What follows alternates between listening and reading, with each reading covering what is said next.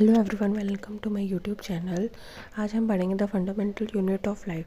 जो fundamental unit है life का, उसे हम कहते हैं सेल। आज हम सेल के बारे में पढ़ेंगे।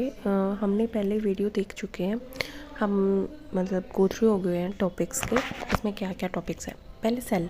सेल क्या है? फंडामेंटल यूनिट ऑफ लाइफ है, basic structure function of unit of life है। सेल ही हमारा परफॉर्म करता है सारी की सारी हमारी एक्टिविटी में। यूनिसेल ऑर्गेनिज्म में एक ही सेल परफॉर्म करता है सारी एक्टिविटीज़। डिस्कवरी ऑफ सेल किसने के दिया था? रॉबर्ट हुक ने। उसने थिन स्लाइस ऑफ कॉर्क लिया था, उसमें एक स्मॉल कंपार्टमेंट देखे थे उसने। उन स्मॉल कंपार्टमेंट का उसने स्ट्रक्चर उसको नेम क्या दिया था? सेल। सेल थ्योरी के 3 पॉइंट्स हैं। स्ट्रक्चर सारे के सारे किससे बने हुए हैं? सेल से ही। फंक्शंस ऑर्गेनिज्म में कौन परफॉर्म कर रहा है? सेल। और सारे प्री एग्जिस्टिंग सेल से ही बने हैं। सेल्स के शेप और साइज के हिसाब से वेराइटीज़ हैं।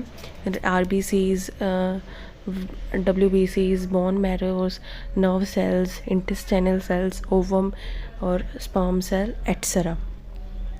इसमें हमारे पास टाइप्स ऑफ सेल तो होगी। टाइप ऑफ सेल्स प्रोकैरियोटिक और यूकैरियोटिक। यूकैरियोटिक में क्या होता है? 10 to 100 माइक्रोमीटर तक उनका साइज जाता है।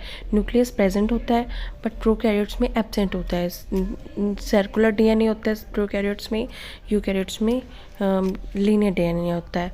यूनिसेलुलर मल्टीसेलुलर में क्या होता है? यूनिसेलुलर मतलब सिंगल सेल। ये लाइफ प्रोसेस सिंगल सेल में ही होते हैं। प्रोकैरियोट्स कहलाते हैं। यूकैरियोट्स भी हो सकते हैं। एसेक्सुअल रिप्रोडक्शन होती है, सेक्सुअल भी हो सकती है, बट उसमें सेक्सुअल होगी रिप्रोडक्शन। सेल कंपोनेंट्स क्या होंगे? सेल मेम्ब्रेन होगा, साइटोप्लाज्म होगा और न्यूक्लियस होगा। ये 3 बेसिक होते हैं। बाकी endoplasmic reticulum, mitochondria, centrosome, microtubules, Golgi bodies etcetera, ये सारे के सारे अदर ऑर्गन रिलीज होंगे। सेल मेम्ब्रेन सिलेक्टिव परमीबल होती है। प्लाज्मा मेम्ब्रेन भी कह सकते हैं, प्लाज्मा लेमा भी कह सकते हैं। आउटर मोस्ट कवरिंग होती है इसकी। जो लिपिड की बनी होती है, बाई लिपिड लेयर होती है, वो सैंडविच होती है between by layer of lipids में। और इसकी फंक्शंस क्या हैं? ये हमें मूवमेंट, जो मॉलिक्यूल्स का मूवमेंट होता है इनसाइड आउटसाइड, वो उसमें रेगुलेशन में हेल्प करती है। इसका क्रिएट्स करती है बैरियर। और अगला है साइटोप्लाज्म। साइटोप्लाज्म एक फ्लूइड होता है, फ्लूइड की फॉर्म में प्रेजेंट होता है। इम्पॉर्टेंट फंक्शन होता है जिससे इंटरनल जो कंपोनेंट्स हैं वो सही रहें। इसका फंक्शन क्या होता है कि शेप और साइज़, जो सेल का स्ट्रक्चर है वो सही रहे। इसका मीडियम केमिकल रिएक्शंस करवाता है, इसके ट्रांसपोर्ट में, मेटाबोलाइट्स में प्रोवाइड करवाता है, स्ट्रक्चर सपोर्ट करता है, कैरीज करते हैं कुछ फंक्शंस को, डिफरेंट फंक्शंस को सेल के अंदर। थर्ड है न्यूक्लियस। न्यूक्लियस का स्ट्रक्चर होता है कि DNA की कंटेन कौन करता है? हेरिडिटरी इंफॉर्मेशन कौन करता है? न्यूक्लियस। जो उसको डिस्कवर किसने किया था? रॉबर्ट ब्राउन ने 1831 ने।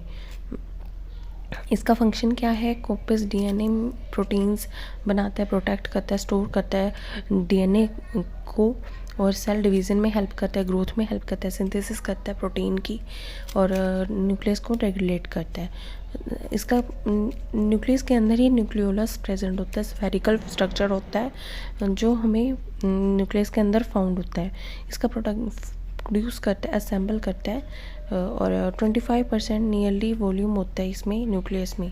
Primary it takes production of some units that unites to form ribosomes. Ribosomes को कंटेन करता है और प्रोटीन की सिंथेसिस में भी हेल्प करता है। ये हमारे पास डायग्राम है पार्ट ऑफ सेल्स में, और नेक्स्ट वीडियो में हम आगे डिस्कस करेंगे। Thank you for watching. Please like, share and subscribe.